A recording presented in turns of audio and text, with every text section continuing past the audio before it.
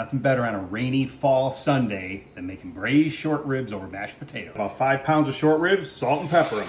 Now we're gonna bacon up your pot. I'm using a Dutch oven. You can use vegetable oil, olive oil. I like the flavor of bacon up. I'm gonna sear all sides of these. I'll probably have to do them in 2 batches. These are the vegetables I'm using. I've got mushrooms, 3 stalks of celery, 3 carrots, and 1 onion. Chop up a handful of garlic. Removed all the short ribs. We're gonna keep this deliciousness, and we're gonna now brown all the vegetables. Been sweating for a few minutes. We're gonna add the mushrooms. 3 tablespoons of flour, 1 8-ounce can of tomato paste. You have this deep red color. Full bottle of Cabernet. Ish.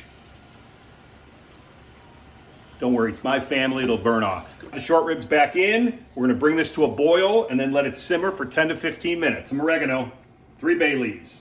Thyme, rosemary, parsley. 2 cups vegetable broth, 2 cups beef broth. Bring all of this to a boil. In a 350 oven for 2.5 to 3 hours.